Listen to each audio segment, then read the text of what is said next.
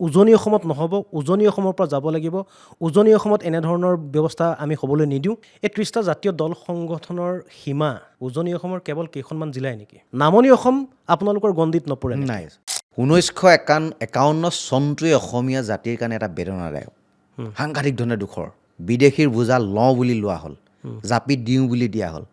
কিয় কৰা হ'ল? অন্যায়টো তাতে হ'ল, বেদনাটো তাতে হ'ল। তাৰ কাৰণেতো নামনি অসমটো শেষ হৈ গুচি গ'ল।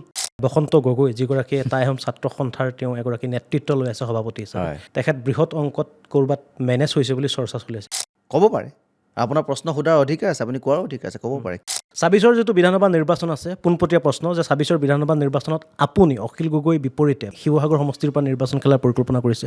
যদি সময় সাপেক্ষে যদি ক'ৰবাত পৰিৱেশ আহে তেতিয়া বেলেগ কথা। যিখন চৰকাৰে কৈছে যে আমি খিলঞ্জীয়াৰ ভোটেৰে জিকি অহা এখন চৰকাৰ বুলি যিসকলে কয়, তেখেতলোকক কৈছোঁ যে আপোনালোকে কাণ নাক মুখ খুলি ৰাখক। 26ৰ আগত যদি 6 জনগোষ্ঠীক জনজাতিকৰণৰ মৰ্যাদা নিদিয়ে তেতিয়াহ'লে হেনৰ এজাত হ'ব। সেইটো মই আপোনালোকৰ এই মাধ্যমেদি মই অসমবাসী ৰাইজকো কৈছোঁ আৰু অসমৰ মুখ্যমন্ত্ৰীজনকো সেই কথা বুজাই মানে কেনেধৰণৰ পৰিস্থিতিৰ উদ্ভৱ হ'ব পাৰে? আপোনালোকে কংগ্ৰেছকো দেখিলে, বিজেপিকো দেখিলে, নিৰ্বাচন আহি পাবৰ হ'ল। এতিয়া আপোনালোকৰ কাৰণে বিকল্প কি হ'ব? 2026ৰ যিটো নিৰ্বাচন আহি আছে, এই নিৰ্বাচনৰ পূৰ্বে আপোনালোকে বিকল্প হিচাপে কি চিন্তা কৰিব? নতুন ৰাজনৈতিক দল?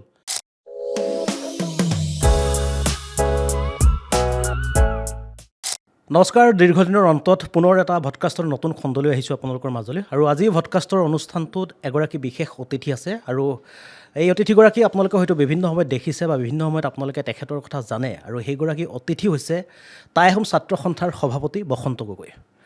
আপোনাক পোনে পোনে অনুষ্ঠানলৈ স্বাগতম জনাইছোঁ।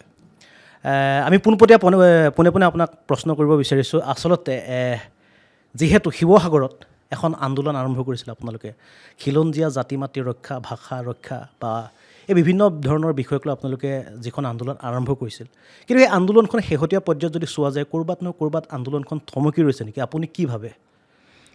নাই, আন্দোলনখন থমকি ৰোৱাটো কোনো কথা নাই। আন্দোলনখনৰ গতিধাৰা অব্যাহত আছে। শিৱসাগৰৰ মাজমজিয়াত যেতিয়া এজনী থলগিৰি খিলঞ্জীয়া জীয়াৰীক দিন দুপৰত যেতিয়া হাত দিয়া হ'ল, ছোৱালীজনীয়ে যেতিয়া কৈছে যে মই ছোৱালী মোক নামাৰিব, ছোৱালীজনী হয়নে নহয় বুলি কওঁতে যেতিয়া তাই গাৰ বস্ত্ৰ ফালি দিয়া হ'ল, তাৰপিছত শিৱসাগৰত এখন আন্দোলন সৃষ্টি হ'ল। কাৰণ 98% খিলঞ্জীয়া থলগিৰি মানুহে বসবাস কৰা শিৱসাগৰ লেখীয়া এটা অঞ্চলত যদি থলগিৰি জীয়াৰী বোৱাৰীক যদি দিন দুপৰতে কোনোবাই শাৰীৰিকভাৱে এচাল কৰে আৰু তেখেতলোক যদি বহিৰাগতৰ দ্বাৰা সেই কামখিনি কৰা হয়, তেতিয়াহ'লে খিলঞ্জীয়া অসমত কিমান বিপদাপন্ন হৈছে সেই কথাটো তাৰ পৰা অনুমান কৰিব পাৰি। আৰু সেইকাৰণে শিৱসাগৰত এটা আন্দোলন সৃষ্টি হ'ল আৰু গোটেই সমগ্ৰ অসমব্যাপী সেই আন্দোলনে এটা গতিৰ ৰূপ লৈছে। আৰু এটা কথাই প্ৰতিপন্ন হৈছে যে খিলঞ্জীয়া থলগিৰি ৰাইজৰ অস্তিত্বৰ যি সংকট, সেই সংকটৰ কাৰণে এটা সংগ্ৰাম অব্যাহত আছে। আৰু এনেকুৱা হ'ল যে আপুনি যদি উজনি অসমলৈ যায়, উজনি অসমলৈ আপুনি পাৰ হোৱাৰ লগে লগে এটা দেখিব ৰাস্তাৰ কাষৰ যিমানবিলাক মাটি আছে, মাটিবিলাক আজি থলগিৰি খিলঞ্জীয়া ৰাইজৰ ওচৰত কিন্তু নাই। হাজাৰ হাজাৰ বিঘা মাটি কোনোবা বহিৰাগত বনিয়াই কিনি লৈছে আৰু এই থলগিৰি অসমীয়া তাৰ পৰা ভূমি অধিকাৰৰ পৰা ক্ৰমান্বয়ে বঞ্চিত হৈ আহিছে। আৰু চৰকাৰে ইয়াত দুখ আছে, কাৰণ চৰকাৰে কি কৈছে, সেই মাটিবিলাক যিবিলাক খেতি মাটি, যিবিলাক জলাহী মাটি, সেই মাটিবিলাক তেখেতলোকে শ্ৰেণী পৰিৱৰ্তন কৰি উদ্যোগিক ক্ষেত্ৰলৈ পৰিৱৰ্তন কৰি দিছে।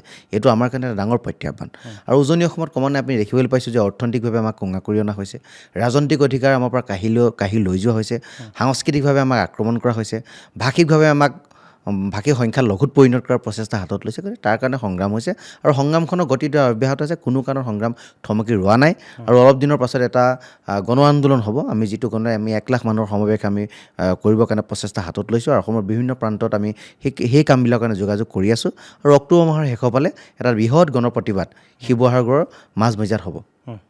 নিশ্চয়। আৰু এটা কথা এইখিনিতে মই ক'ব বিচাৰোঁ, যিহেতু যিখন খিলঞ্জীয়া আন্দোলন আছিল শিৱসাগৰত, সেই আন্দোলনখন প্ৰথমত আমি শেহতীয়া পৰিস্থিতিৰ কথা যদি ক'বলৈ যাওঁ, তাত দেখা পোৱা গৈছিল যে প্ৰথমত আপোনালোকৰ আন্দোলনটো আছিল বা আপোনালোকৰ প্ৰতিবাদ আছিল যিসকল অনা অসমীয়া লোক আছিল, অনা অসমীয়া লোকসকলৰ বিৰুদ্ধে আছিল। তেওঁলোকে আমাৰ যিসকল খিলঞ্জীয়া লোক আছিল বিভিন্ন সময়ত তেওঁলোকে অত্যাচাৰ উৎপীড়ন কৰি থকাৰ অভিযোগ আপোনালোকে দিছিল বা আপোনালোকে প্ৰমাণ সহকাৰে কিছুমান কথাও কৈছিল। তাৰপিছত আপোনালোকৰ আন্দোলনখন হ'ল মিয়াখেদা আন্দোলন, অৰ্থাৎ একাংশ সন্দেহযুক্ত নাগৰিক উজনি অসমৰ পৰা আপোনালোকে নিৰ্দিষ্ট এটা সময়সীমা বান্ধি দিলে, 7 দিনৰ সময়সীমা। সেই 7 দিনৰ ভিতৰত তেওঁলোকে উজনি অসম এৰিব লাগিব। এতিয়া কথাটো হ'লে এই আপোনালোকৰ সময়সীমা, সেই সময়সীমাৰ পিছত তাৰ পৰা উজনি অসমৰ পৰা আপোনালোকে যাক ভাবি আছিল যে সন্দেহযুক্ত বংগমূলীয় মিয়া বুলি, তেওঁলোক আহিছেনে? নাই, চাওক, আন্দোলনৰ গতিধাৰা হৈছিলে আন্দোলনৰ পৃষ্ঠভূমি বেলেগ আছিল, আন্দোলনৰ গুহাৰ্থ বেলেগ আছিল। যে খিলঞ্জীয়া থলগিৰি ৰাইজৰ অধিকাৰ এখন আন্দোলন আছিল সেই আন্দোলনখন কৰি থকাৰ সময়তে নগাঁৱৰ ঢিঙত যিটো অমানসিক যিটো কাণ্ড হ'ল তাৰ কাৰণে ৰাইজ শংকিত হ'ল ৰাইজৰ মনত এটা আকৌ সন্দেহৰ ভাৱ হ'ল যে উজনি অসমৰ বিভিন্ন প্ৰান্তত এনেধৰণৰ কাণ্ড কাৰখানা ঘটিব নেকি তাৰ কাৰণে ৰাইজে কিছুমান কথা বতৰা কৈছিল কিন্তু পৰোক্ষভাৱে গোটেই আন্দোলনটো কোনোবা মিয়া অসমীয়া কোনোবা ধৰ্মীয় সংখ্যালঘু বা ধৰ্মীয় উন্মাদনা সৃষ্টি কৰিব কথা বতৰাবিলাক সাম্প্ৰদায়িক বাতাবৰণবিলাক তেনেকুৱা ধৰণৰ কোনো পৰিৱেশ সৃষ্টি হোৱা নাছিল জাষ্ট কথাবিলাক সিদিনা কথাবিলাক কওঁতে অলপ খালি বেলেগ এটা পৰ্যায় পাইছিলেগৈ গতিকে তাৰ পৰা এটা বেলেগ এটা পৰিৱেশে সৃষ্টি হৈছিল কিন্তু সামগ্ৰিকভাৱে গোটেই কথা বতৰাবিলাক বেলেগ আছিল গতিকে এতিয়া মিয়াখেদা যিটো প্ৰক্ৰিয়া আপোনালোকে কৈছে মিয়াখেদাৰ কথা বতৰাবিলাক উজনি অসম বৰ্তমান নাই এইকাৰণে নাই কাৰণ এটা নিৰ্দিষ্ট সম্প্ৰদায়ক টাৰ্গেট কৰি সেই কামবিলাক কৰা হোৱা নাছিলে আমাৰ শত্ৰু কি আছিলে আমাৰ শত্ৰু হৈছে বাংলাদেশৰ পৰা যিসকল হিন্দু আহিছে সেইখিনিও আমাৰ শত্ৰু বাংলাদেশৰ পৰা যিখিনি মুছলমান আহিছে সেইখিনিও আমাৰ শত্ৰু আৰু বাহিৰৰ দেশৰ পৰা যিখিনি বহিৰাগত নাগৰিক আহিছে সেইখিনিও আমাৰ শত্ৰু আৰু আভ্যন্তৰীণভাৱে আন্তঃৰাজ্যিক যিটো প্ৰৱজনে আমাৰ অসমীয়া থলগিৰি খিলঞ্জীয়া ৰাইজৰ যিটো অধিকাৰ কাহিনীয়া এটা প্ৰচেষ্টা হাতত লৈছে সেইখিনিৰ লগত আমি উদ্বিগ্ন হৈ আছোঁ গতিকে সেই গোটেই কথাবিলাকৰ মাজেৰে আন্দোলনখন অব্যাহত আছে আৰু কোনো ধৰণৰ বিশেষ সম্প্ৰদায়ক টাৰ্গেট কৰি আন্দোলন সৃষ্টি হোৱা নাই কোনোবাই হয়তো ৰহণ লগাবলৈ প্ৰয়াস নকৰা নহয় কৰিছে আন্দোলনখন বিপদে পৰিছে নিবলৈ প্ৰয়াস নকৰা নহয় কৰিছে কিন্তু আমি যিসকল প্ৰকৃতপক্ষে এই আন্দোলনখনৰ পক্ষত আছিলোঁ যিসকল ৰাইজে আমাক সহায় সহযোগ কৰিছে সকলোৱে মিলিজুলি আমি সেই কথা বতৰাবিলাকে বাদ দি এতিয়া সম্পূৰ্ণৰূপে অসম আৰু অসমীয়া স্বাৰ্থত আমি আন্দোলনখন কৰিব বিচাৰিছোঁ কোনো ধৰণৰ ধৰ্মীয় উন্মাদনা সাম্প্ৰদায়িক কথা বতৰা জনগোষ্ঠীয় চিন্তা চেতনে তাত ক্ৰিয়া কৰা নাই আচলতে মই বিষয়টো এই প্ৰশ্নটো আপোনাক সোধাৰ পিছতে এই প্ৰশ্নটো সুধিব লাগিব কথাটো হ'ল আপোনালোকে যেতিয়া তাত যিসকল লোকে কাম কৰি আছিল তাত যিসকলে বিভিন্ন শ্ৰমিকে বিভিন্ন তেওঁলোকে প্ৰকল্পত কাম কৰি আছিল কিছুমানে ব্যক্তিগত কাৰোবাৰ ঘৰত কাম কৰি আছিল বা কিছুমানে ৰাজহুৱা প্ৰকল্পত তেওঁলোকে কাম কৰি আছিল এতিয়া কিছুদিনৰ পূৰ্বে আমাৰ ফালৰ পৰা আমি বাতৰি বজাইছিল বা সংবাদপত্ৰতো বাতৰিটো প্ৰকাশ পাইছিল যে তাৰ উজনি অসমৰ যিসকল সংখ্যালঘু যিসকল শ্ৰমিক আছিল তেওঁলোকে ইতিমধ্যে উজনি অসম এৰি তেওঁলোকে নিজৰ নিজৰ স্থানলৈ বা নামনি অসমৰ যিসমূহ তেওঁলোকে আছিল তালৈ তেওঁলোক উভতি আহিল নুমলীগড়ৰ যিটো শোধনাগাৰ আছিল শোধনাগাৰত 30,000 কোটি টকাৰ এটা প্ৰকল্প তাতে হৈ আছিল আৰু সেই প্ৰকল্পটোত একাংশ তাত শ্ৰমিক কাম কৰি আছিল আৰু তাৰ অধিকাংশ শ্ৰমিক আছিল এনেধৰণৰ যি ভাষিক সংখ্যালঘুৰ শ্ৰমিক আছিল তেওঁলোকে উভতি আহিলে তাৰ পৰা উভতি অহাৰ পিছত তাত শ্ৰমিকৰ আকাল হ'ল আৰু অভিযোগ অনুসৰি ভিতৰুৱা যি অভিযোগ অনুসৰি তাত যিসকল অসমীয়া শ্ৰমিকে কাম কৰে তেওঁলোক কামৰ প্ৰতি খুব এলাহ এতিয়া কথা হ'ল উজনি অসমৰ পৰা যদি এনেধৰণৰ যদি ভাষিক সংখ্যালঘু যিসকল সন্দেহযুক্ত নাগৰিক ওলাই অহাৰ পিছত তাত অসমীয়া যুৱক যুৱতীক কামৰ প্ৰতি আগ্ৰহ বঢ়াবৰ কাৰণে বা তেওঁলোকক স্কিল কৰিবৰ কাৰণে আপোনালোকে কি কৰিছে চাওক আন্দোলনখন আৰম্ভ হৈছে আন্দোলনখনৰ অৰ্থটো কি হৈছে যে পথাৰ আমাৰ বজাৰ আমাৰ সম্পদ আমাৰ অধিকাৰ আমাৰ এইটো আমাৰ মূল মন্ত্ৰ এতিয়া পথাৰ বুলি ক'বলৈ গ'লে আপুনি চাওক উজনি অসমৰ কিছুমান মানুহৰ ভুল নথকা নহয় এইটো আমি স্পষ্টভাৱে কৈছোঁ যে পথাৰৰ সোণগুটিকেইটা ৰুবৰ সময়তো বা সোণগুটিকেইটা চপাবৰ সময়তো এইখিনি মানুহৰ ওপৰত তাত ডিপেণ্ড কৰা হয় মানুহে এটা আভিজাত্য পৰিচয় দিবলৈ গৈ সোণগুটি পথাৰৰ ধানটো নাকাটে তেখেতলোকে অনাৰ পৰা আঁতৰত থাকে পইচা পাতি হৈছে দি পেলাই আনিম বুলি ভাবে আৰু এটা চাব উজনি অসমত আমি এজন ভাল পকা মিস্ত্ৰী বিচাৰি নাপাওঁ উজনি অসমত ভাল এজন আমি প্লাম্বাৰ বিচাৰি নাপাওঁ উজনি অসমত ভাল আমি ইলেক্ট্ৰিচিয়ান এজন বিচাৰি নাপাওঁ সকলোবিলাক বাহিৰৰ পৰা গৈ তেখেতলোকে তাত কৰ্ম সংস্থাপন কৰি আছে এতিয়া কথা হ'ল যে অৰ্থনৈতিকভাৱে যদি এই আন্দোলনখন আমি কৰিবলগীয়া হয় আমি কৰ্মৰ ওপৰত সাংঘাতিক ধৰণে নিৰ্ভৰ কৰিব লাগিব আৰু কৰ্মৰ ওপৰত নিৰ্ভৰ কৰিবলৈ হ'লে এজন আমি ভাল পকা মিস্ত্ৰী আমাক লাগিব আমাক এজন প্লাম্বাৰ লাগিব আমাক পথাৰত কাম কৰা মানুহৰ অভাৱ হ'ব নালাগিব আমাৰ ধান চপোৱা মানুহৰ অভাৱ হ'ব নালাগিব বিভিন্ন ছেক্টৰত কাম কৰি থকা মানুহৰ কেতিয়াও অভাৱ হ'ব নালাগিব ইটা ভটাত কাম কৰা মানুহৰ অভাৱ হ'ব নালাগিব এই ধৰণে আমি কামখিনি আগবঢ়াই নিব বিচাৰিছোঁ কিন্তু লাহে লাহে প্ৰক্ৰিয়াটো আৰম্ভ হৈছে লাহে লাহে নিশ্চয় হ'ব কিন্তু তাৰলৈ এটা কৈছোঁ নুমলীগড়ৰ শোধনাগাৰ যিবিলাক কথা বতৰা কৈছে বা তেখেতলোকে তথ্য সহকাৰে কথাখিনি ক'ব পৰা নাই তেখেতলোকে বেলেগ এটা কথা বুজাবলৈ গৈ সম্পূৰ্ণৰূপে আন্দোলনটোক এটা বিপথে পৰিচালিত কৰা আমাৰ পৰিলক্ষিত হৈছে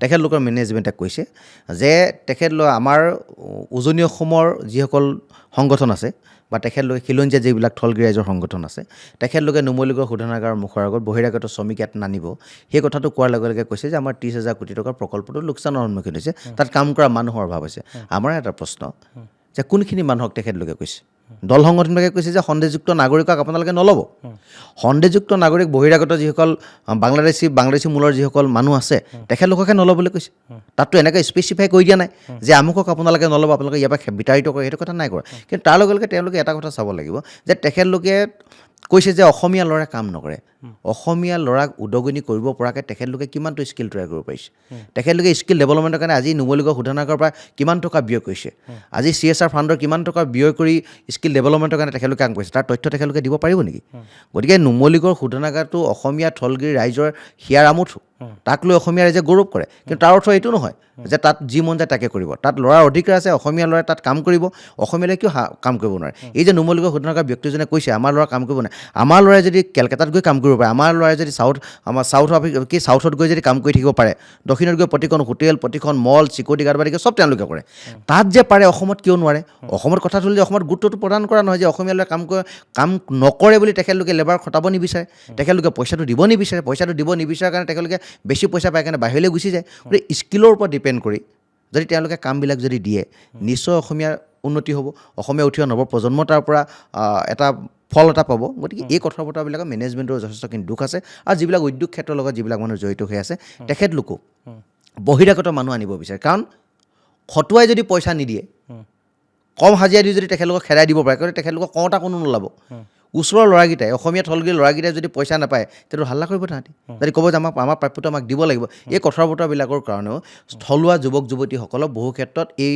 যিসকল ব্যৱসায়িক গৈছে তেখেতলোকে স্থান দিব নিবিচাৰে কিন্তু বদনামটো দিয়ে যে ল'ৰাই কাম নকৰে কাম কৰা স্কিলৰ অভাৱ সেইকাৰণে তেখেতলোকে ইয়াত কাম কৰিব নোৱাৰে এই কথা বতৰাবিলাক আছে গতিকে নুমলীগড় শোধনাগাৰৰ কথা আপুনি যিটো কৈছে প্ৰকৃতপক্ষে সেইটো কথা নহয় আমাৰ ইয়াৰ পৰা ল'ৰাই গৈ যদি অসমৰ বাহিৰত যদি হাজাৰ হাজাৰ ল'ৰাই কাম কৰি থাকিব পাৰে সেই ল'ৰাখিনিও ইয়াত যদি উপযুক্ত ফেচিলিটি পায় নিশ্চয় কাম কৰিব আৰু তেখেতলোক কাম কৰিবলৈ সঁচা অৰ্থত আগ্ৰহী আৰু এটা বিষয় যিহেতু যিখন আন্দোলন আপোনালোকে শেহতীয়া পৰ্যায়ত বিশেষকৈ মিয়াৰ বিৰুদ্ধে মই মিয়া বুলিয়ে কৈছোঁ যিহেতু আপোনালোকে বিভিন্ন সময়ত শব্দটো আপোনালোকে ব্যৱহাৰ কৰি আছে বা বিভিন্ন দল সংগঠনে ব্যৱহাৰ কৰি আছে মই সেইটো কাৰণে ক'লোঁ মিয়াৰ বিৰুদ্ধে আপোনালোকৰ যিখন আন্দোলন আছিল সেই আন্দোলনখনৰ পিছৰ পৰ্যায়ত দেখা পোৱা গ'ল যে নগাঁৱৰ মৎস্য ব্যৱসায় সন্থাই উজনিলৈ তেওঁলোকে মাছ যোৱাটো বন্ধ কৰিলে তাৰ পিছত দেখা পোৱা গ'ল সামাজিক মাধ্যমত যিসকলে ব্যৱহাৰ কৰে বা সামাজিক মাধ্যম আপুনি ব্যৱহাৰ কৰে আমি ব্যৱহাৰ কৰোঁ প্ৰতিগৰাকী ব্যক্তিয়ে সামাজিক মাধ্যম ব্যৱহাৰ কৰে ফেচবুক ইউটিউব টুইটাৰ ইনষ্টা চবৰে থাকে উজনি অসমৰ মধ্য অসমৰ বা অসমৰ বিভিন্ন প্ৰান্তৰ যুৱক যুৱতী অসমীয়া যুৱক যুৱতীয়ে তেওঁলোকে ফেচবুকত লিখা আৰম্ভ কৰিলে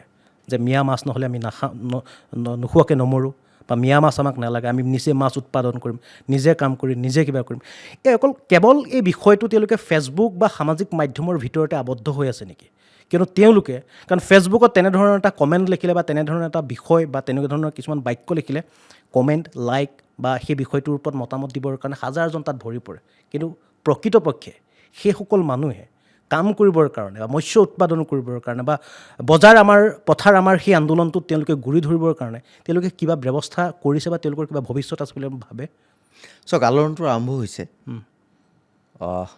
আন্দোলনটো হৈছিলে বেলেগ এটা ক্ষেত্ৰত যেতিয়া নগাঁৱৰ মৎস্য বেপাৰীসকলে ক'লে যে উজনিলৈ আমি মাছ নপঠাওঁ কথাটো তেখেতলোকে কৈছে তেখেতলোকে কোৱাৰ লগে লগে উজনি অসমৰ যিসকল যুৱক যুৱতী আছে যিসকল মানুহ আছে তেখেতলোকৰ গাত নিশ্চয় লাগিছে যে কৈছে যে আমিতো উজনি অসমলৈ মাছ নগৈ এনেকুৱাতো অৰ্থনৈতিক ক্ষেত্ৰখনত আমি বাধা দিয়াৰ কোনো কথা নাছিলে আমি আন্দোলনটো কৰিছিলোঁ বেলেগ এটা ক্ষেত্ৰত তোমালোকে কৰিছা বেলেগ এটা ক্ষেত্ৰত গতিকে সেইকাৰণে তেওঁলোকে কৈছে যে উজনি অসমলৈ মাছ নপঠালেও বা আপোনালোকে যদি মাছ আমাৰ ইয়ালৈ নপঠাওঁ বুলি ভাবিছে তথাপিতো আমি নাখাই নমৰোঁ কাৰণ উজনি অসমত হাজাৰ হাজাৰ বিল আছে হাজাৰ হাজাৰ পুখুৰী আছে য'ত নেকি ফিচাৰী আছে য'ত তেখেতলোকে মৎস্য উৎপাদন কৰি স্বাৱলম্বিতাৰ দিশত বহুখিনি আগবাঢ়িছে এইটো সঁচা কথা আৰু থলুৱা মাছেৰে ভৰপূৰ উজনি অসম এনেকুৱা নহয় যে নগাঁৱৰ মাছেই গ'লেহে বজাৰখন চলিব তেনেকুৱা কোনো কথা নাই থলুৱা মাছেৰে ভৰপূৰ হৈ আছে দিখৌ পৰা আদি কৰি নদ নদীৰ যিবিলাক মাছ আছে ভৰপূৰ হৈ আছে বজাৰ পৰ্যাপ্ত নে সেইখিনি পৰ্যাপ্ত আছে উজনি অসমৰ মাছ পৰ্যাপ্ত আছে সেইটো কোনো আমি নুই কৰিব নোৱাৰোঁ কাৰণ আপুনি মাঘৰ বিহুৰ সময়ত যদি আপোনালোকে আছে হাজাৰ হাজাৰ মানে কুইণ্টল মাছ উলিয়াই দিয়ে তাত আৰু এতিয়াও তাত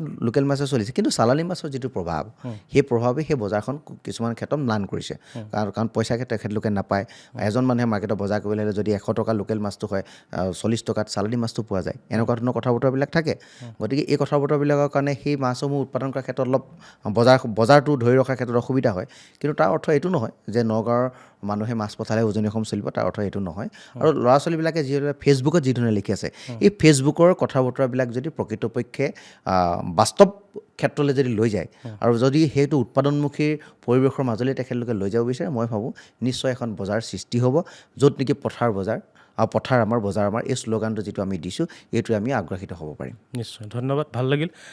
মই আকৌ বিষয়টো বেলেগ এটা বিষয়লৈ মই শ্বিফ্ট কৰিব বিচাৰিছোঁ।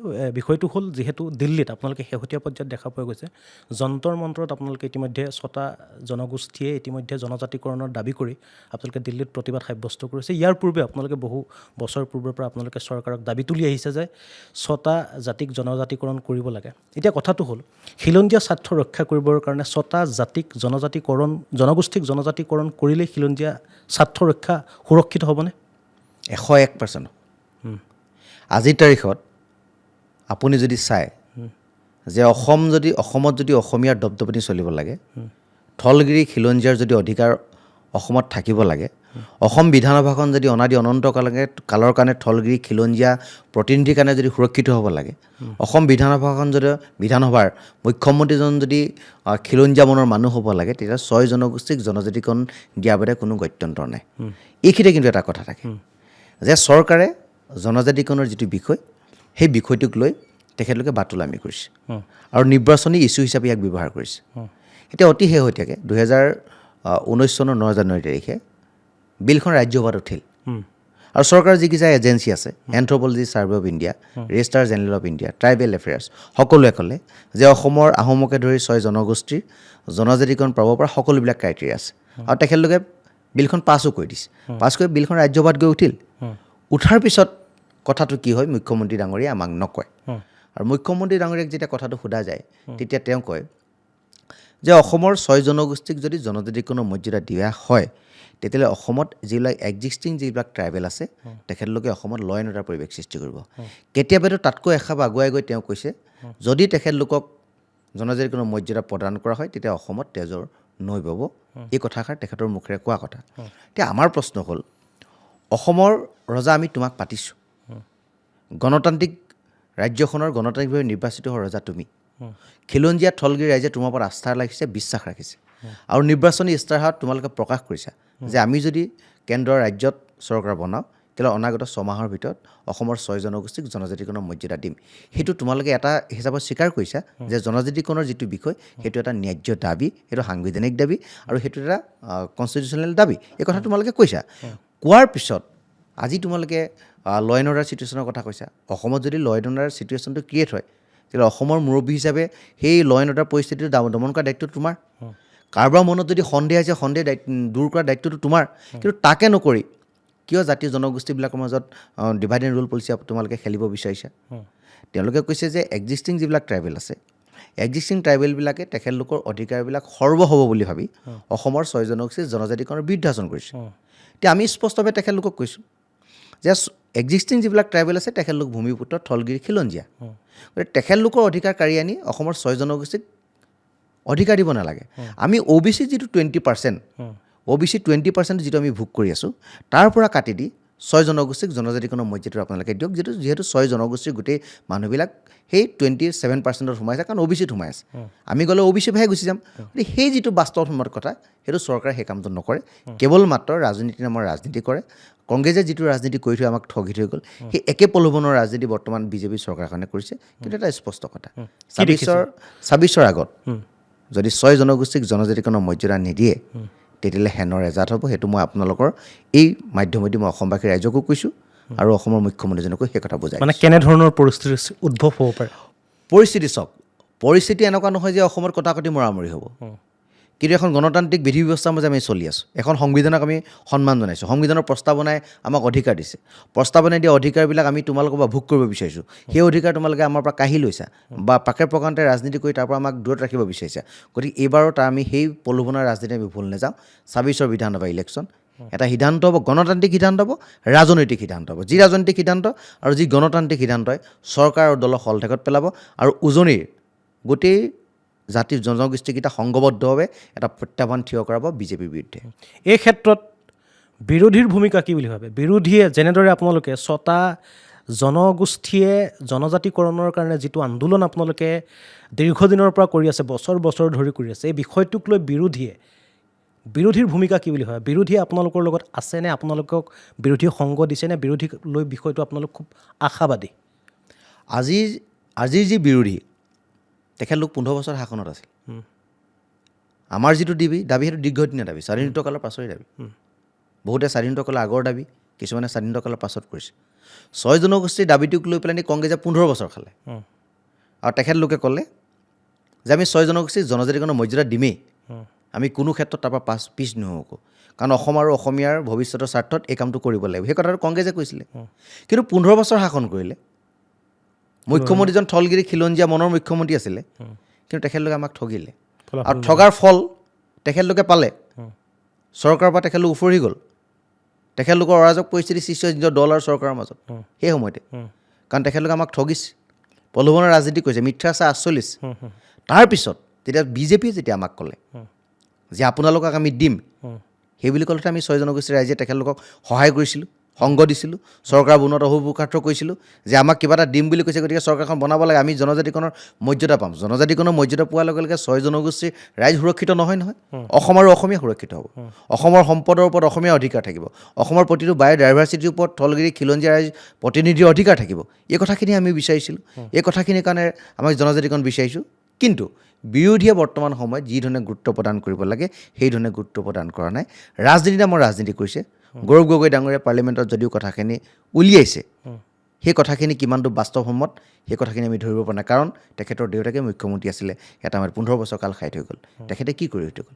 আৰু আজি ৰকিবুল হুছেইনে জনজাতিকৰণৰ প্ৰসংগটো কৈছে, কিন্তু তেখেতে জনজাতিকৰণৰ প্ৰসংগটো কোৱাৰ লগে লগে আমাৰ সন্দেহে হয় যে তেখেতলোকে প্ৰকাৰণতে হিমন্ত বিশ্ব শৰ্মা ডাঙৰীয়াক এইটো কথা কৈছে নেকি যে আপুনি কোনো কাৰণত অসমৰ 6 জনগোষ্ঠীৰ ৰাইজক জনজাতিকৰণ নিদিব, আপুনি আঁতৰি থাকক তাৰ পৰা, অসম আৰু অসমীয়াৰ ভৱিষ্যতৰ স্বাৰ্থত আপুনি কাম নকৰিব, এই ধৰণৰ কথা বতৰা ভিতৰি পাতিছে নেকি তাক লৈহে আমাৰ সন্দেহ হয়। সেইকাৰণে বিৰোধীয়ে জনজাতিকৰণৰ কথাটো অত্যাধিকভাৱে কোৱাৰ লগে লগে আমাৰো ক'ৰবাত সন্দেহ নোহোৱা নহয় ৰাজনীতিৰ ক'ত হৈছে, আৰু ৰাজনীতিৰ দেখা দেখি হৈয়ে আছে, আমি বুজি পাইছোঁ। গতিকে সেই বুজি পাইহে উজনিৰ ৰাইজে এটা সংঘবদ্ধভাৱে এটা আন্দোলন কৰিব, যিটোক মই কৈছোঁ যে গণতান্ত্ৰিক আন্দোলন আৰু সম্পূৰ্ণ এটা ৰাজনৈতিক আন্দোলন। 2026 যিহেতু নিৰ্বাচন আহি আছে, 2024 মাজত এটা বছৰ আছে, এটা বছৰ পিছত নিৰ্বাচন অনুষ্ঠিত হ'ব, বিধানসভা নিৰ্বাচন। আপুনি ক'লে ইতিমধ্যে যে কংগ্ৰেছে 15 বছৰ তেওঁলোকে শাসনত থাকিলে, জনজাতিকৰণ তেওঁলোকে নকৰিলে, বিজেপি আহিলে একেটা কথা একেটা বিষয়কে তেওঁলোকে আওৰাই চৰকাৰত বহিলে, আপোনালোকে চৰকাৰত বহালে, বিজেপিয়ে কোনো ধৰণৰ স্থিতি গ্ৰহণ নকৰিলে, স্পষ্ট স্থিতি দেখা পোৱা নগ'ল বিজেপিৰ। এতিয়া আপোনালোকে কৈছে যে আপোনালোকে কংগ্ৰেছকো দেখিলে, বিজেপিকো দেখিলে, নিৰ্বাচন আহি পাবৰ হ'ল। এতিয়া আপোনালোকৰ কাৰণে বিকল্প কি হ'ব? 2026 যিটো নিৰ্বাচন আহি আছে, এই নিৰ্বাচনৰ পূৰ্বে আপোনালোকে বিকল্প হিচাপে কি চিন্তা কৰিব? নতুন ৰাজনৈতিক দল নে আপোনালোকৰ ফালৰ পৰা নিজাববীয়াকৈ ৰাজনৈতিক দল খুলি বা আপোনালোকে তাত নিজে সিদ্ধান্ত ল'ব নে কি, কেনেধৰণৰ এটা? নতুনকৈ ৰাজনৈতিক দল গঠন কৰাৰ ক্ষেত্ৰত আমি চিন্তা চৰ্চা একেবাৰে কৰা নাই। সেই ক্ষেত্ৰখনৰ পৰা আমি বহুত দূৰ আঁতৰত আছোঁ। কিন্তু উজনি অসমৰ কোনোবাই নহয় কোনোবাই এই ক্ষেত্ৰত এখোজ আগ নবঢ়োৱা নহয়, বঢ়াইছে। কিছুমান মানুহে এই ক্ষেত্ৰত ভাবিছেও, কাৰণ অসমৰ অসমীয়া স্বাৰ্থত যদি মানুহবিলাকে কাম নকৰে, যাকে বিশ্বাস কৰিছোঁ তেখেতলোকে যদি বিশ্বাসঘাতক কৰে, আৰু যাক আস্থা আৰু বিশ্বাসত লৈ দিল্লীৰ দিছপুৰৰ মছনদলৈ পঠোৱা হৈছে, আৰু তেখেতলোকে সেই আসনখন অলংকৃত কৰাৰ পাছতে যেতিয়া প্ৰতিনিধিসকলে যাৰ পৰা ভোট লৈ গৈছিল তেখেতলোকৰ যেতিয়া মৰ্ম বেদনা যেতিয়া বুজি নাপায়, তেতিয়া মানুহৰ ক্ষোভটো অৱশ্যম্ভাৱী থাকিবই আৰু বেদনাটো থাকিবই। তাক লৈ কিছুমানে চিন্তা নকৰা নহয়, কৰিছে। কিন্তু আমি টাই আহোম ছাত্ৰ সন্থাৰ মজিয়াৰ পৰা তেনেকুৱা কোনো চিন্তা চৰ্চা কৰা নাই, আমি চিন্তা চৰ্চা কৰা নাই। কিন্তু এটা কথা স্পষ্ট, যি জনগোষ্ঠীকেইটাৰ পক্ষত থাকিব, যি থলগিৰি খিলঞ্জীয়া ৰাইজৰ পক্ষত থাকিব, যি অসম আৰু অসমীয়া স্বাৰ্থত কাম কৰিব, সেই মানুহকে এইবাৰ ভোট দিয়াৰ এটা সিদ্ধান্ত ইতিমধ্যেই উজনি অসমৰ ৰাইজে লৈছে। কাৰণ দেখিছে, গোটেই বিষয়বস্তুটো বুজি পাইছে যে নামনি অসমত মানুহবিলাকে ৰাজনীতি কৰি কৰি যে নামনি অসমৰ পৰিৱেশটো কি কৰিলে বুজি পাইছে। আজি নামনি অসমৰ ৰাইজে নিজৰ ঘৰৰ ভিতৰত আজি ছেকেণ্ড ক্লাছ চিটিজেন হিচাপে বসবাস কৰিবলগীয়া হৈছে। বহু মানুহে তাত ভোট খোজাৰ অধিকাৰ হেৰুৱাই পেলাইছে, আৰু বহু মানুহে নিজৰ সাংস্কৃতিক অধিকাৰ, ভাষিক অধিকাৰ, নিজৰ ধৰ্মীয় অধিকাৰ সেই সকলোবিলাক হেৰুৱাই পেলাইছে। সেই কথা অসমৰ থলগিৰি ৰাইজে বুজি পাইছে যে নামনি অসমৰ ৰাজনীতিয়ে কি ধৰণে সেই থলগিৰি খিলঞ্জীয়া ৰাইজক কোঙা কৰি পেলালে। আজি ধুবুৰীৰ খিলঞ্জীয়া থলগিৰি ৰাইজ কেনেকুৱা ধৰণৰ এটা বিপদাপন্ন মুহূৰ্তত থিয় হৈ আছে সেই কথা ৰাইজে জানিছে, আমি বুজি পাইছোঁ, আমি উপলব্ধি কৰিছোঁ। উজনি অসমৰ ৰাইজে সেই কথাটো বুজি পাইছে। সেই একেই পৰিৱেশ উজনি অসমত বিৰাজ নকৰা স্বাৰ্থত এখন সংগ্ৰাম হৈছে, আৰু এই সংগ্ৰামখনে সুদূৰ প্ৰসাৰী এটা প্ৰভাৱ পেলাব। সংগ্ৰাম কিন্তু যদিও দেখিছে যে ল'ৰাকেইটা বৰ ডাঙৰ ডাঙৰ টিভিত লেকচাৰ দিছে, অলপ সময় পিছতে গোটেই কথা বতৰাবিলাক শেষ হৈছে, তেনেকুৱা নহয়। ভিতৰি মানুহৰ ক্ষোভ উদ্গীৰণ হৈ আছে, ক্ষোভৰ বহিঃপ্ৰকাশটো হ'বই। আৰু বহিঃপ্ৰকাশৰ কাৰণে ইতিমধ্যে তৈয়াৰ হৈছে গতিকে সেই বহিঃপ্ৰকাশৰ অৰ্থ বা সেই বহিঃপ্ৰকাশটো যে নিৰ্বাচনতো যে প্ৰকাশ নাপাব তাৰ কোনো অৰ্থ নাই মই সেইকাৰণে কৈছোঁ সম্পূৰ্ণ ৰাজনৈতিক এখন যুদ্ধ হ'ব আৰু সম্পূৰ্ণ গণতান্ত্ৰিক যুদ্ধ হ'ব যিখন গণতান্ত্ৰিক আৰু ৰাজনৈতিক যুদ্ধই অসম আৰু অসমীয়াৰ স্বাৰ্থত কাম কৰিব স্থলগিৰি ৰাইজৰ ভৱিষ্যত সুনিশ্চিত কৰিব অসমৰ সম্পদ অসমীয়াৰ ওচৰত থাকিব লাগিব অসমৰ ৰাজনৈতিক অধিকাৰ অসমীয়া ৰাইজৰ স্থলগিৰিৰ ওচৰত থাকিব লাগিব আৰু প্ৰতিটো বায়'ডাইভাৰ্চিটিৰ ওপৰত উঠি অহা নৱপ্ৰজন্মৰ স্থলগিৰি দপদপনি চলিব লাগিব এই পৰিৱেশৰ মাজত যাব নিশ্চয় লাগিব। বাৰু বুজিলোঁ সেইটো কথা এতিয়া কথাটো হ'ল মই বেলেগ এটা প্ৰসংগ প্ৰথমতে মই প্ৰশ্ন কৰিছিলোঁ খিলঞ্জীয়াৰ যিখন আন্দোলনৰ বিষয়টো লৈ মই আকৌ সেই বিষয়টো টানি আপোনাক প্ৰশ্ন কৰিব বিচাৰিছোঁ চৰ্চা চলিছে যিহেতু মুকলিভাৱে নহ'লেও ভিতৰুৱাকৈ এটা চৰ্চা চলিছে যিখন আন্দোলন আপোনালোকে কৰিছিল শেহতীয়া পৰ্যায়ত সেই আন্দোলনখন হঠাৎ ক'ৰবাত নহয় ক'ৰবাত এটা গতিটো যিটো আছিলে গতিটো ক'ৰবাত হ্ৰাস পালে সেই গতিটো হ্ৰাস পোৱাৰ পাছতে ভিতৰুৱাকৈ এটা চৰ্চা চলিছে যে এগৰাকী বলিষ্ঠ বসন্ত গগৈ যিগৰাকীয়ে টাই আহোম ছাত্ৰ সন্থাৰ তেওঁ এগৰাকী নেতৃত্ব লৈ আছে সভাপতি হিচাপে তেখেত বৃহৎ অংকত ক'ৰবাত মেনেজ হৈছে বুলি চৰ্চা চলি আছে আপুনি কি কয় সেইটো সঁচা নে মিছা আপুনি কি কয় চাওক ঢেৰ কথা ওলাব পাৰে মোক আজি আপুনি ষ্টুডিঅ'ত বহি কৈ দিব পাৰে যে বসন্ত গগৈ আপুনি 1 কোটি টকা হিমন্ত বিশ্ব শৰ্মা ডাঙৰীয়াৰ পৰা লৈছে ক'ব পাৰে আপোনাৰ প্ৰশ্ন সোধাৰ অধিকাৰ আছে আপুনি কোৱাৰ অধিকাৰ আছে ক'ব পাৰে কিন্তু কথাটোৰ বাস্তৱসন্মত কিমান যুক্তিযুক্ততা আছে যে বসন্ত গগৈয়ে আন্দোলনটো কৰিলে বা বসন্ত গগৈৰ নেতৃত্বত বা বসন্ত গগৈয়ে সকলোকে লগত লৈ আন্দোলনটো কৰালে তাৰ অৰ্থ এইটো নি যে হিমন্ত বিশ্ব শৰ্মা ডাঙৰীয়াৰ ছত্ৰছায়াত আন্দোলনটো হৈছে আমিতো কাৰো ছত্ৰছায়াত আন্দোলন কৰা নাই কিন্তু এটা কথা ঠিক আমি আন্দোলন কৰিছোঁ স্থলগিৰি খিলঞ্জীয়া ৰাইজৰ বিৰুদ্ধে থকা মানুহখিনিৰ কাৰণে যিবিলাক মানুহে আমাৰ পৰা সকলো অধিকাৰ কাঢ়ি নিয়াৰ কাৰণে প্ৰচেষ্টা হাতত লৈছে তাৰ বিৰুদ্ধে সংগ্ৰাম হৈছে এই সংগ্ৰাম কোনো এটা ৰাজনৈতিক দলৰ বিৰুদ্ধে কিন্তু হোৱা নাই সেই সংগ্ৰামখন আপোনালোকে চাব পাৰে এই হাজাৰ হাজাৰ মানুহ ৰাজপথলৈ ওলাই আহি কোনোদিনা কোনো ক্ষেত্ৰতে কংগ্ৰেছ মুৰ্দাবাদ বিজেপি গো বেক বিজেপি মুৰ্দাবাদ বা বিজেপি জিন্দাবাদ কংগ্ৰেছ মুৰ্দাবাদ এজেপি জিন্দাবাদ এজেপি মুৰ্দাবাদ ৰাইজৰ দল জিন্দাবাদ এইবিলাক কথা কোৱা নাই কৈছে যে খিলঞ্জীয়া যিখন চৰকাৰে কৈছে যে আমি খিলঞ্জীয়াৰ ভোটেৰে জিকি হোৱা এখন চৰকাৰ বুলি যিসকলে কয় তেখেতলোকক কৈছোঁ যে আপোনালোকে কাণ নাক মুখ খুলি ৰাখক যে খিলঞ্জীয়া ৰাইজৰ অস্তিত্ব বিপদাপন্ন হৈছে যে খিলঞ্জীয়া স্বাৰ্থত থাকি কাম কৰক এই কথাবোৰবিলাকে কৈছোঁ আৰু তাৰ কাৰণে এটা সুন্দৰ পৰিৱেশো সৃষ্টি হৈছে কিন্তু তাৰ অৰ্থ এইটো নহয় যে কাৰোবাৰ ওচৰত গৈ আমি আঁঠু লৈছোঁ কাৰোবাৰ পৰা পইচা নি আমি সংগ্ৰাম কৰিছোঁ তেনেকুৱা কোনো কথা নাই হাৱাত বাতৰি ওলাব পাৰে ওলোৱাটো স্বাভাৱিক কথা কোনো ডাঙৰ কিন্তু তাৰ বাস্তৱসন্মত দৃষ্টিভংগী একো নাই আৰু তাৰ কোনো প্ৰভু নাই তাৰ কোনো একো কৰিবও নোৱাৰে হয়তো কোনোবাই আন্দোলনখনৰ শেষ হ'বৰ কাৰণে কোনোবাই ব্যৱস্থাপনা কৰিব পাৰে বেলেগ কথা কিন্তু আন্দোলন চলি আছে আন্দোলন চলিবই মই মানে কৈছোঁ আন্দোলনখনত ক'ৰবাত ৰাজনীতি সোমাই গ'ল নেকি নাই নাই ৰাজনীতি ক'তো সোমোৱা নাই তাত কংগ্ৰেছো সোমোৱা নাই তাত বিজেপিও সোমোৱা নাই তাত CPI সোমোৱা নাই তাত ৰাইজৰ দলো সোমোৱা নাই তাত AJPও সোমোৱা নাই AGPও সোমোৱা নাই কোনোৱে সোমোৱা নাই সম্পূৰ্ণ অৰাজনৈতিকভাৱে এই আন্দোলনখন চলিছে কোনো ৰাজনৈতিক দৃষ্টিভংগী তাত নাই খালি এটাই আন্দোলনৰ উদ্দেশ্য যে স্থলগিৰি খিলঞ্জীয়া ৰাইজৰ অধিকাৰ অনাদি অনন্তকালৰ কাৰণে অসমত সাব্যস্ত হ'ব লাগিব তাৰ কাৰণে আন্দোলন হৈছে আৰু এটা বিষয় যিহেতু চৰ্চা চলি থকা প্ৰশ্নটোৰ কথা আপোনাক সুধিলোঁৱে যিটো ভিতৰুৱাকৈ চৰ্চা চলি আছিল সেইটো কথা সুধিলোঁ আকৌ ভিতৰুৱাকৈ চলি থকা আৰু এটা কথা মই সুধিব বিচাৰিছোঁ যিহেতু ২৬ৰ বিধানসভা নিৰ্বাচন আহি আছে ২৬ৰ বিধানসভা নিৰ্বাচনত চৰ্চা চলি থকা বহুকেইগৰাকী ব্যক্তিৰ ভিতৰত শিৱসাগৰ জিলাৰ শিৱসাগৰ সমষ্টিৰ এগৰাকী ব্যক্তি কিন্তু আপুনিও চৰ্চা চলিছে বসন্ত গগৈ হয়তো শিৱসাগৰ সমষ্টিৰ পৰা নিৰ্বাচন খেলাৰ সম্ভাৱনা আছে আপুনি কি ভাবে আপুনি নিৰ্বাচনৰ বাবে সাজু নাই তেনেকুৱা চিন্তাধাৰা আমি আগবঢ়াই নাই ৰাজনৈতিক ক্ষেত্ৰখনৰ কথা আমি ভবা নাই খালি এটা কথা ঠিক সামাজিকভাৱে আমি কিছুমান দায়বদ্ধতাৰে কাম কৰি আছোঁ সমাজখনৰ কাৰণে কাম কৰিছোঁ সামাজিক উত্তৰণৰ কাৰণে আমি কাম কৰিছোঁ মানুহৰ লগত থাকি ভাল পাওঁ মানুহৰ কাৰণে কাম কৰি ভাল পাওঁ গতিকে কাম কৰি গৈ আছোঁ তেনেকুৱা পলিটিকেল মটিভছ লৈ আমি কাম কৰা নাই অনাগত সময়ত আমি তেনেকুৱা যদি কেতিয়াবা ক'ৰবাত পৰিৱেশ আহে সেই কথা সময়ত চিন্তা কৰাটো বেলেগ কথা কিন্তু এই ধৰণৰ সময়ত আমি কোনো ধৰণৰ কথা চিন্তা কৰা নাই অখিল গগৈ ভূমিকাক লৈ আপোনাৰ কি মন্তব্য যিহেতু আপোনালোক শিৱসাগৰ আৰু বিশেষকৈ আন্দোলনখন বিশেষকৈ শিৱসাগৰ ডিব্ৰুগড় বা যোৰহাট গোলাঘাট তেনেধৰণৰ উজনি অসমৰ এই 4খন জিলা বা উত্তৰ অসমৰ 2এখন জিলাতে বিষয়বস্তুটো ৰৈ আছে কিন্তু এই বিষয়বস্তুটোক লৈ বিধায়ক অখিল গগৈ শিৱসাগৰ অখিল গগৈ তেখেতৰ ভূমিকা কি হোৱাটো উচিত বা কি হৈ আছে অখিলদাৰ ভূমিকাটো ভালেই অখিলদাই সেই আন্দোলনখনক সম্পূৰ্ণৰূপে ছাপোৰ্ট কৰিছে তেখেতে আৰু এটা কথা মই স্পষ্টভাৱে ক'ব বিচাৰিছোঁ যে স্বাধীনোত্তৰ কালৰ পাছত এজন জাতীয়তাবাদী নেতা যিজনে হয়তো সাংঘাতিক ধৰণে অত্যাধিকভাৱে জেল খোৱা মানুহজন তেওঁৱেই অখিল গগৈ ডাঙৰীয়া জেলত থাকি শিৱসাগৰ স্থলগিৰি ৰাইজে জিকাইছে তেখেতক তেওঁ এদিনো হয়তো অসমৰ ইতিহাসত বিৰল বা ভাৰতৰ ইতিহাসতো বিৰল জেলত থাকি যিজন মানুহে সমষ্টিটো চুক কোন চিনি নাপায়, কেইখন পঞ্চায়ত আছে নাজানে, ক'ত মানুহ কাৰ ঘৰ সেইটো কথা নাজানে, কোন তাত প্ৰতিনিধিত্ব কৰিছে সেই কথাও নাজানে, নাজানি পেলানি এদিনো সমষ্টিত দৰ্শন নিদিয়াকৈ, পদধূলা নেপেলোৱাকৈ, মানুহৰ ওচৰত ফেচটো নেদেখুৱাকৈ কিন্তু তেওঁক জিকাইছে। কাৰণ অসমীয়া ৰাইজৰ আস্থাৰ বিশ্বাস আছে তেখেতৰ ওপৰত।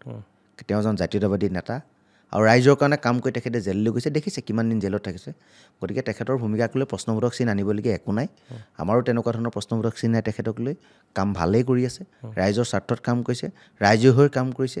আৰু আজিৰ তাৰিখতো তেখেতৰ যদিও গা বেয়া, তথাপিতো আমাক ফোন এটা কৰি সোধে, যাকে নহওক শিৱসাগৰ চবকে ফোন এটা কৰি দিয়ে যে তহঁতি ঠিকে আছনে, সমষ্টিত কিবা অসুবিধা হৈছে নেকি, বা তহঁতৰ কিবা অসুবিধা হৈছে নেকি, আন্দোলনখনৰ গতিধাৰা ঠিকে আছেনে, কিবা অসুবিধা হ'লে মোক কবি। অসুবিধা হ'লে মানে এইটো কথা কোৱা নাই যে পইচা পাতি দিয়াৰ কথা কোৱা নাই।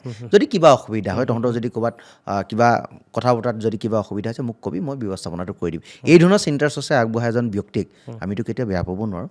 আৰু হয়, সঁচা অৰ্থত তেওঁ অসমৰ কাৰণে এটা ভাল চিন্তা কৰা এজন ভাল ব্যক্তি বুলি আমি ভাবোঁ। গতিকে শিৱসাগৰ প্ৰতিটো দল সংগঠন তেখেতৰ লগত আছে, আৰু শিৱসাগৰ প্ৰতিজন ৰাইজ তেখেতৰ লগত আছে। আৰু অসমৰ যি অসম আৰু অসমীয়া প্ৰকৃতপক্ষে ভাল পায়, ঠলগিৰি খিলঞ্জীয়া ৰাইজত যি প্ৰকৃতপক্ষে কাম কৰে, সকলো তেওঁৰ লগতে আছে। কাৰণ মানুহজনক ৰাইজে ভাল পায়, ৰাইজৰ হকে তেওঁ কাম কৰিছে।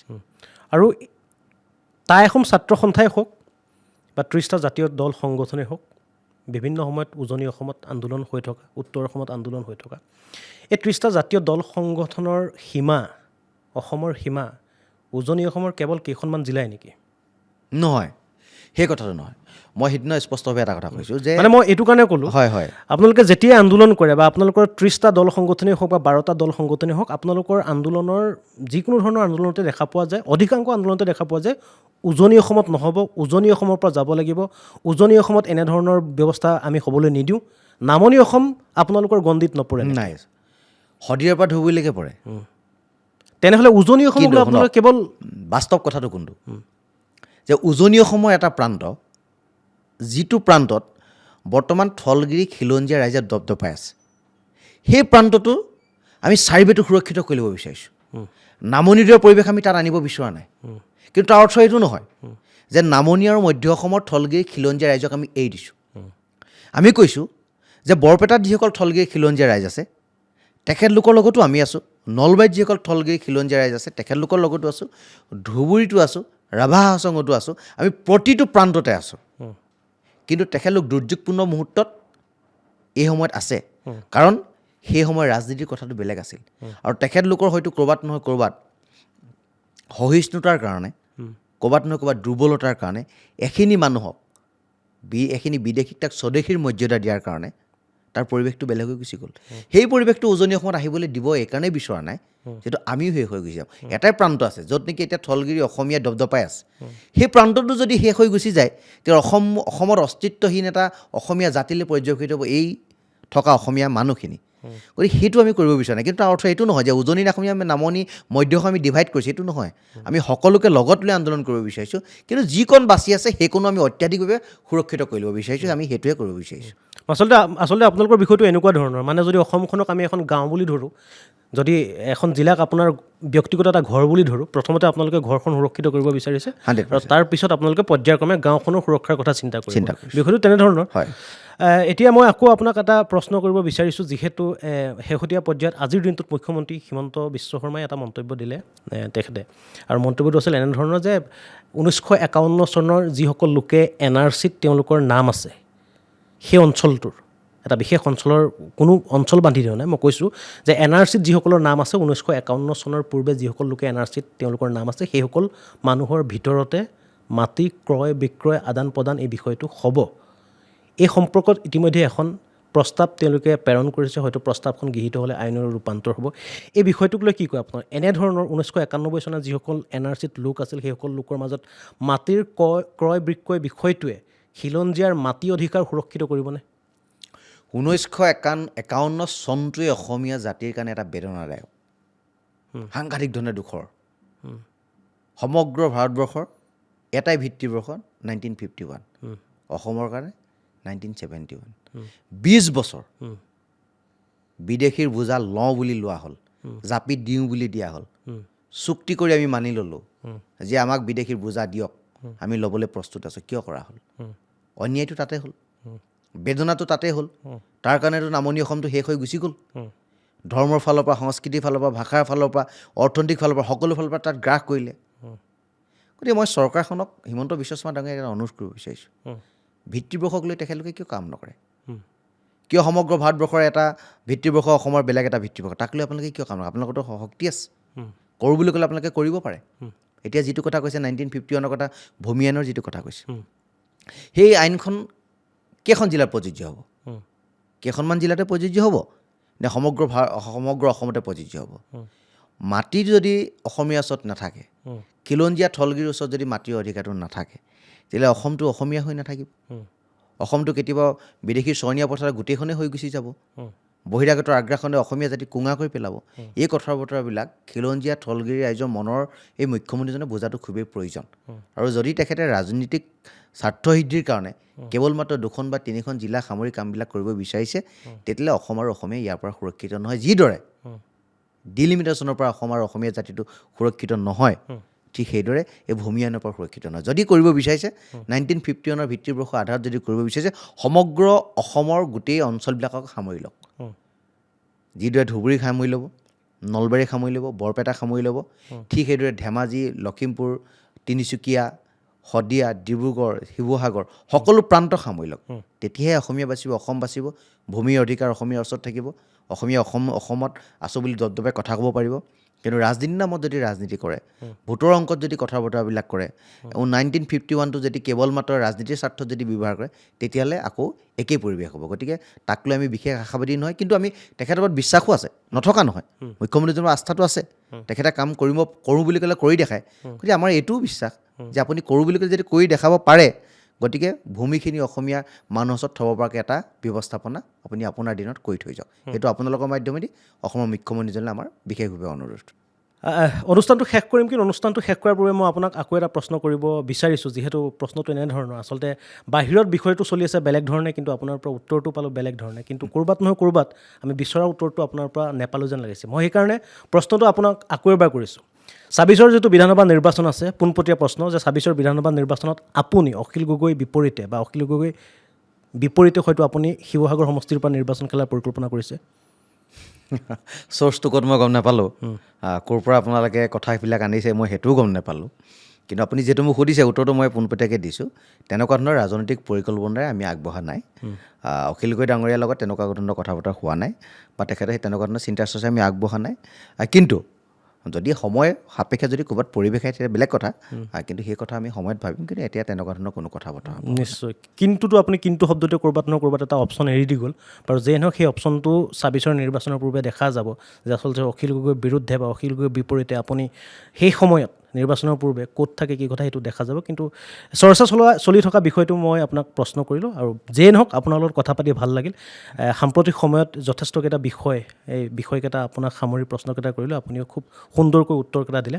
পিছৰ পৰ্যায়ত আমি আপোনাক পুনৰ এই অনুষ্ঠানটোলৈ মাতিবলৈ চেষ্টা কৰিম, বা এনেধৰণৰ বিষয়বিলাক আমি পুনৰ দৰ্শকৰ মাজলৈ লৈ যাবলৈ চেষ্টা কৰিম। আৰু আজিৰ এই যিটো পডকাষ্ট অনুষ্ঠান আছিল, এই অনুষ্ঠানটো ইমানতে শেষ কৰিছোঁ। ধন্যবাদ।